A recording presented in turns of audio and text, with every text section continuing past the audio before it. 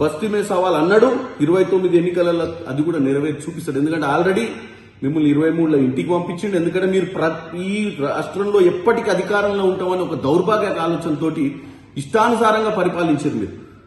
ఇవాళ ఆయన ఛాలెంజ్ చేయడం వల్లనే, ఆయన పిసిసి అధ్యక్షుడు కావడం వల్లనే ఈ రాష్ట్రంలో ఎవరినన్నా అడగండి ఇవాళ కాంగ్రెస్ పార్టీ అధికారంలోకి రావడానికి కారణం ఎవరు అంటే ఒక పిసిసి అధ్యక్షుడిగా రేవంత్ రెడ్డి గారికి అవకాశం కాంగ్రెస్ పార్టీ ఇచ్చిన రోజే ఆయన ఛాలెంజ్ చేసిండు, మిమ్మల్ని తరిమి కొట్టిండు ఫామ్ హౌస్ కి.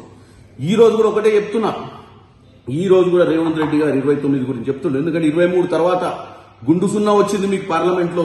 కేటీఆర్ ఎందుకు ఊకే జబ్బలు జరుచుకుంటావు, నువ్వు ఏదో మహా తెలియకలు, నువ్వు వర్కింగ్ ప్రెసిడెంట్ ఐరన్ లెగ్, నీ ఐరన్ లెగ్ తోటి ఒక్క ఎన్నికలు గెలవలే. ఎందుకంటే పార్లమెంట్ లో గుండు సున్నా వచ్చింది. మీకున్నటువంటి ఎమ్మెల్యే కంటోన్మెంట్ లో సిట్టింగ్ సీట్ ని కోల్పోయినావు. నువ్వు ఇలా హైదరాబాద్ ప్రజల గురించి, హైదరాబాద్ ప్రజలు నిన్ను బాగా లైక్ చేస్తున్నట్టు, అది నీ భ్రమ. ఇదే హైదరాబాద్ లో కంటోన్మెంట్ ఎన్నికలు ఓడిపోయినావు. నిన్న మొన్న జూబ్లీస్ లో కూడా తొడలు జబ్బలు జరుచుకున్నావు. ఏమైంది? ఓడిపోయినావు. సో ముఖ్యమంత్రి గారు మిమ్మల్ని పదే పదే చెప్పి చెప్పి చెప్పి చెప్పి కొడతనే ఉంది. ఇప్పుడు కూడా చెప్పిండు 29లో ఏం జరుగుద్దో. ఈ పిచ్చి మాటలు బంద్ చేసి ఒక కన్స్ట్రక్టివ్ అపోజిషన్ లీడర్ గా వ్యవహారం చేయండి.